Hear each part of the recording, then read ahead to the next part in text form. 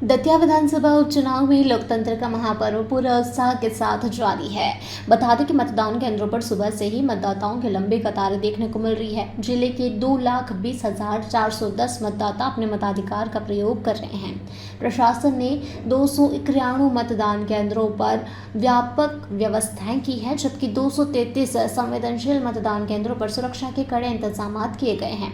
निष्पक्ष और शांतिपूर्ण मतदान सुनिश्चित करने के लिए कंट्रोल रूम 24 घंटे सक्रिय है। सबसे खास बात तो यह है कि दोपहर 1 बजे तक दतिया में 50.26% मतदान दर्ज किया गया, जो आज देश में हो रहे 3 विधानसभा उपचुनावों में सबसे अधिक है।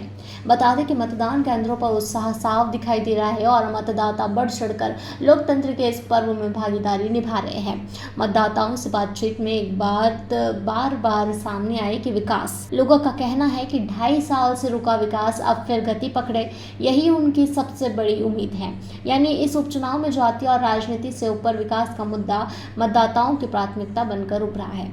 अब सभी की निगाहें मतदान प्रतिशत और शाम तक बनने वाले चुनावी समीकरणों पर टिकी है। देखिए, मुद्दे तो कई रहते हैं, राष्ट्रीय है और अपना स्थानीय भी रहते हैं। तो राष्ट्रीय मुद्दों में यही है कि हमारे देश का विकास हो और सनातन का विकास हो। तो और स्थानीय मुद्दों में भी सड़क पानी रहते ही है। तो इन सब मुद्दों को देखते हुए हमने वोट दिया है और आशा है कि सभी को वोट देना चाहिए और एक भी मतदाता छूटना नहीं चाहिए। ये क्योंकि ये लोकतंत्र का महाउत्सव है, तो हमें बड़ी ही धूमधाम से इसको मनाना चाहिए।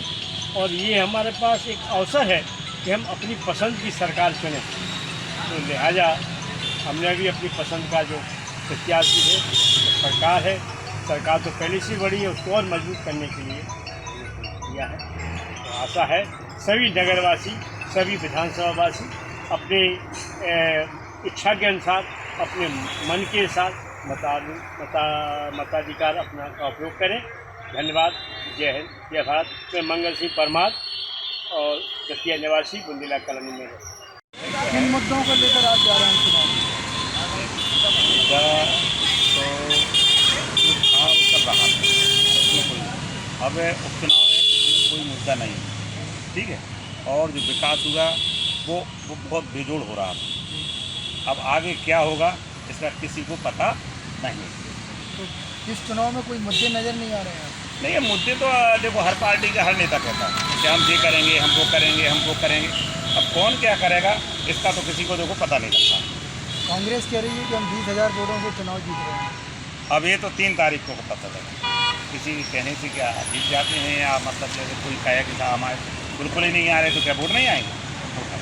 लेकिन 3 तारीख को अपने आप पता लग जाएगा कि क्या हो रहा है, क्या नहीं हो रहा है। और ये जनता है कभी किसी को नहीं बता सकती है कि हमने किस पे वोट दिया है। जिसका मत है इसी को तो मतदान कहते हैं।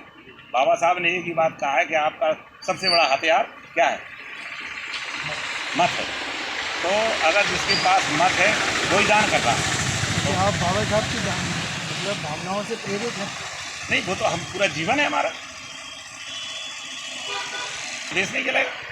सबका माहौल है, माहौल बहुत शानदार, शांतिपूर्ण मतदान चल रहा है और अच्छा मतदान हो रहा है। कहीं कहीं लोगों को थोड़ा सा धीमी गति है, लोग निकल रहे हैं छुट्टी की वजह बहुत लोग ज़्यादा देर तक सोते हैं तो तैयार हो जाए। उम्मीद है कि पड़ेगा। किन मुद्दों पर चुनाव हो रहा है आपसे क्या दिख रहा है?